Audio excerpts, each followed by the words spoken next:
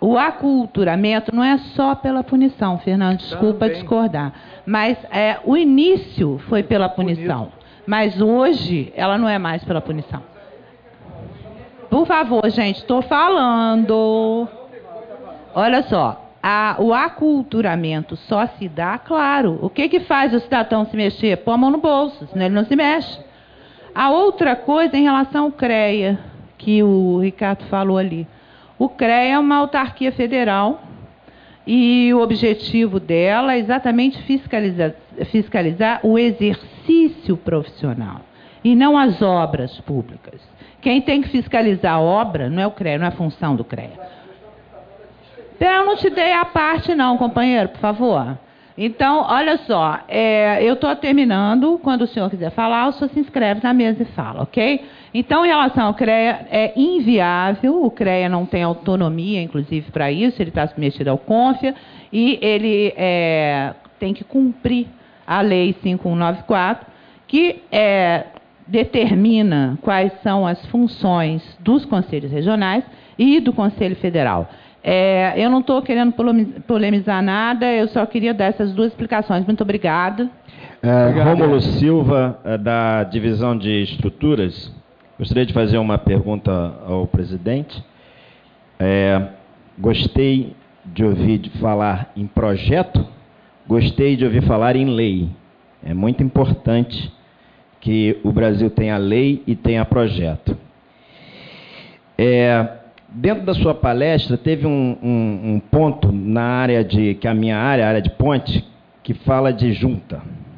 Existe uma lei na Alemanha, e aí eu concordo que lei tem que ter um tempo para que ela pegue, nenhuma lei pega instantaneamente, e essa lei na Alemanha acabou com os problemas de junta de todas as pontes da Alemanha. O Brasil tem um problema que as suas pontes são de borracha e concreto.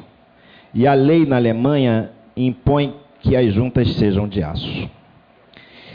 Gostaria de ter sua força, sua engenharia, meu presidente, para que haja no Brasil uma lei impondo aço nas nossas juntas e não apenas borracha e concreto. Bom, próxima pergunta.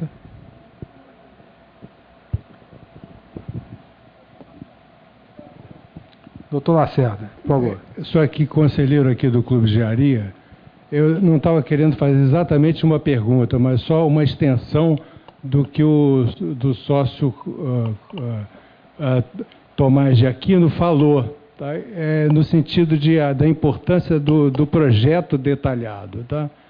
Por exemplo, no Mergulhão de Niterói, tá? Há 2 anos atrás não foi feito esse projeto detalhado. Tá? E o Mergulhão de Niterói encontra-se sendo construído há 2 anos, em frente ao Antônio Pedro, obstruindo completamente a entrada e saída da cidade de Niterói, que hoje tem em torno de 500 mil habitantes. É um problema sério. E a construtora, o que fez? Entrou, nos finalmente dos 2 anos, entrou na justiça, dizendo o seguinte: ela não era responsável pela construção do mergulhão porque não tinha projeto básico. Tá? Resultado, trocou-se o prefeito, saiu Jorge Roberto Silveira, entrou outro prefeito, tá? e que simplesmente contratou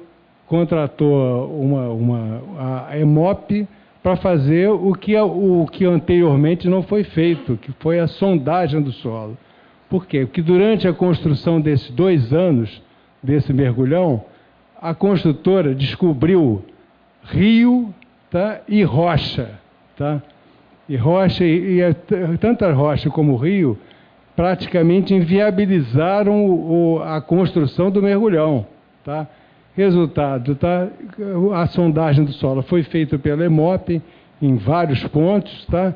E descobriu-se que precisaria ser feito o rebaixamento do lençol freático, coisa que vai ser feita em mais de 1 ano, tá? De tal maneira que o mergulhão, que era uma obra relativamente simples, manjada pela engenharia civil, vai demorar 3 anos com custo altamente elevado, porque simplesmente não foi feito o projeto detalhado que deveria ter sido feito. E o que é pior, as autoridades que fizeram desculpa o termo, essa cagada, tá?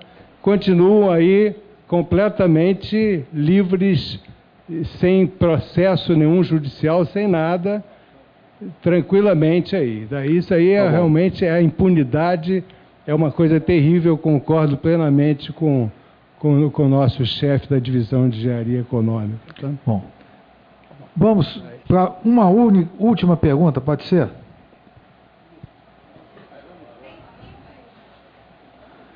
Vamos lá. Diga. Do microfone. Microfone, por favor. Isso Desculpa, professor, rapidamente. O sucesso não, do seminário. Eu vou fazer uma pergunta mesmo. O senhor não acha que o engenheiro, hoje, no Brasil, tem que ser protagonista no desenvolvimento e não um mero participante, como nós somos hoje? Próxima pergunta ali, por favor. Ali.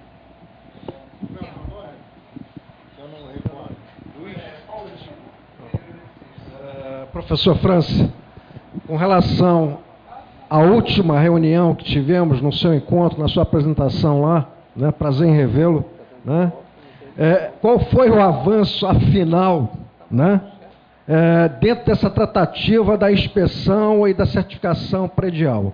Porque estamos chovendo e vamos continuar chovendo molhado, porque lamentavelmente esse país há uma impunidade. E eu coloquei para o senhor o seguinte: nós não somos políticos, nós somos técnicos. E precisamos aprender, de alguma forma, a fazermos política, mas uma política séria e sadia de cidadania.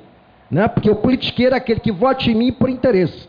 O de cidadão da seriedade é aquele que pensa no outro para depois pensar em si. E é o que o senhor está fazendo dentro desse mutirão. Eu estou contigo e não abro. Eu tenho uma série de vivência hoje com relação a essa inspeção predial que está acontecendo em Niterói. Eu ouço as coisas mais loucas possíveis, né? Do tipo de um condomínio que, através do seu conselho, queria ter uma dúvida técnica com relação ao que foi apresentado. E a dúvida era: por que tanto tempo na demora do seu relatório, do seu laudo? 35 dias, daí para cima, ingerir em algo que eu sei que é que eu estou fazendo não faz sentido. Segunda pergunta técnica de um engenheiro: há necessidade de adentrar nos imóveis? Eu digo: meu amigo, você é engenheiro, você quer que eu dê um laudo no escuro, sem ver o que eu estou vendo? Ah, não, mas aqui eu garanto que está tranquilo. Como é que você garante? Você não está vendo. Se porventura foi feita uma obra irregular num determinado apartamento. Então, essas coisas não estão sendo esclarecidas, e o que é lamentável, o nosso presidente tem que se conscientizar, e eu concordo contigo, que uma vez você o repreendeu, Carlos Dantas, sou civil e engenheiro de segurança, e que você repreendeu o nosso presidente. O nosso presidente tem que ter uma sensibilidade naquilo, há um tempo atrás. Eu vou te explicar e você vai entender. O nosso presidente tem que ter uma sensibilidade do seguinte: se não conhece engenharia civil, não dê pitaco. Eu, por atribuição do CONFEA, eu respondo em BT, sim. Desculpe os colegas elétricos, eu respondo por atribuição em baixa tensão. Então não precisa de um engenheiro estrutural para fazer vistoria técnica, e não precisa somente do engenheiro elétrico fazendo vistoria. Isso é loucura, isso só encarece, porque vai precisar de um engenheiro elétrico, de um engenheiro civil, sabe? Então essas coisas não faz sentido. Ok, tá? Próxima pergunta. A moça lá tem...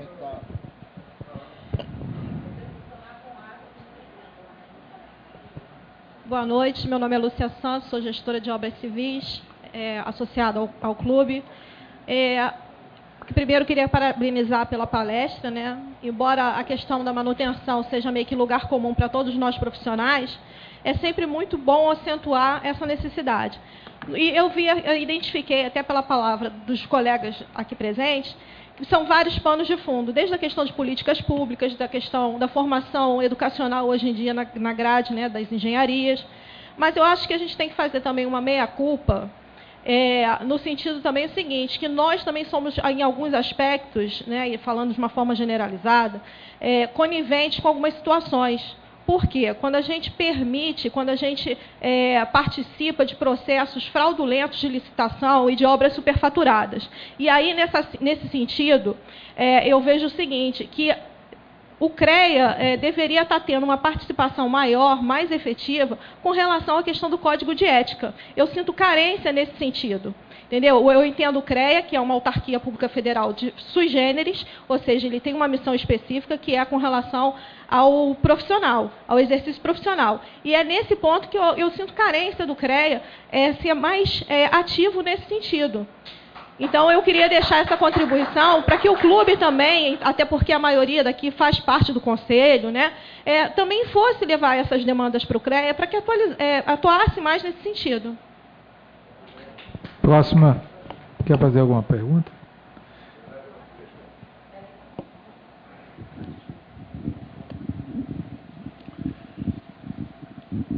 Por favor. Salim Levi. Presidente, parabéns. Eu apenas queria dar uma sugestão, sabendo que, com certeza, há muitas propostas, muitas ideias a implementar essa sua ideia. E até antes de o senhor levar isso aos ministros, talvez tenhamos como colaborar para que você possa ter um plano de ação para levar, e inclusive em conjunto com as entidades municipais e estaduais antes da entidade federal. Por quê? Porque, veja só, foi discutido aqui vários aspectos relativos aos complementos que o senhor abordou. Na verdade, o senhor abordou mais enfático na engenharia de infraestrutura, em alguns aspectos, em termos de edificação. O que acontece, por exemplo, eu tive uma experiência recente, por exemplo. Eu tenho uma sala num prédio comercial na Tijuca. É um dos prédios mais altos da Tijuca. Por acaso, o Corpo de Bombeiros chegou lá e disse o seguinte: vocês têm que implantar a exigência da lei de incêndio, sobre prevenção de incêndio, que foi instituída pela governadora Rosinha em 2006, não recordo exatamente a data. Senão vocês nós vamos dar um prazo de 2 anos para vocês adequar a edificação e fazer esse projeto. Aí eu faço parte do conselho lá, e o síndico ficou meio com medo. Não, vamos ter que fazer, então vamos ver. Aí perguntamos ao Corpo de Bombeiros. Não, nós indicamos, temos 3 empresas homologadas. Você veja, a coisa às vezes dá uma certa desconfiança. Homologadas para vocês fazerem o orçamento e implementar a ação desse estudo e fazer a obra. Bom, eu sou um engenheiro civil de longa data, da área de custos, inclusive, área financeira. Quando vi o orçamento das 3 empresas, eu tomei um susto. Falei, isso tem algo. Então você vê o nosso Brasil, como é que funciona. Agora veja só. Praticamente, os síndicos e os condôminos não entendem nada. Eles chegaram simplesmente ficaram com medo. Olha, se não houver a implantação dessa reforma, o Corpo de Bombeiro vai impedir o funcionamento, não vai renovar os alvarás. Tiveram que fazer. Gastaram 450 mil cruzeiros reais para fazer o que o Corpo de Bombeiros exigiu. Eu até completei, falei, olha, eu acho que nem no grupo de engenharia não tem sistema de splink para sistema de incêndio. Ah, mas vamos ter que fazer, não adiantou nada minha interferência na reunião do condomínio. Mais ou menos, desculpa aí, eu estou me excedendo, mas dentro desse aspecto que eu gostaria de enfocar, os colegas falaram também sobre a interferência de outras entidades. O CREA, concordo com a colega que o CREA não tem autonomia, mas a sugestão dele é válida.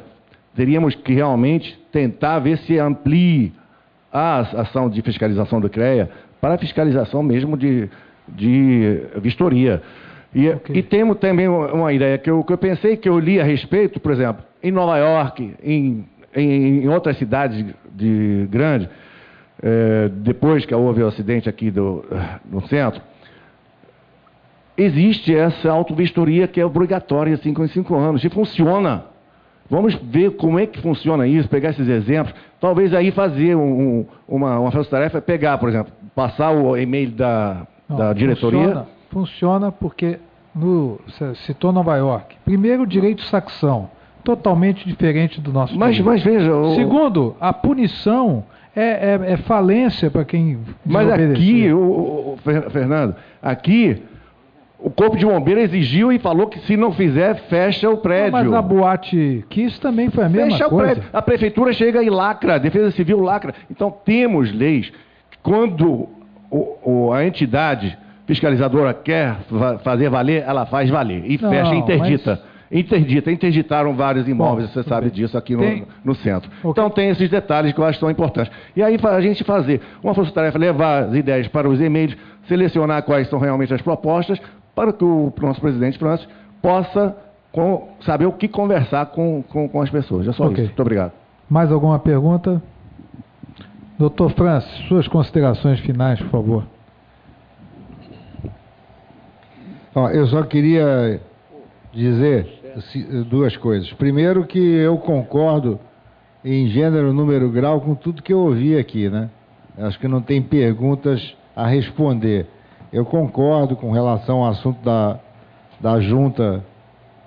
É um assunto que eu acompanho de longa data e que eu acho que está faltando acontecer. Esse é um dos assuntos. E com relação ao CREA, eu também concordo, mas o CREA teria que rever as suas incumbências, né? Já vamos perder mais tempo aí. A minha pretensão em levar essa palestra em várias entidades. Eu não fui ao CREA ainda porque o CREA não me convidou, né? Eu fui ao Instituto de Engenharia Legal, fui aqui, e eu ficar pedindo para ser convidado, parece que eu estou querendo me exibir. Mas é uma palestra que não é uma grande palestra como palestra. O que essa palestra quer? Ela quer criar um trabalho coletivo para ver o que deve ser feito. Por exemplo, quando me sugeriu dar subsídios para esse encontro, que não vai acontecer no dia 17. Nós estabelecemos esse dia, porque se a gente deixasse o dia aberto, nós íamos levar meses e anos discutindo qual é o dia desse encontro. Então, não vai acontecer no dia 17. O que eu queria que saísse dessa reunião é formar um grupo de trabalho para elaborar isso, ouvindo a opinião dessas pessoas. Vocês veem, um assunto dessa importância, que eu acho, não a minha palestra em si, mas o que a palestra está puxando para resolver, lembrando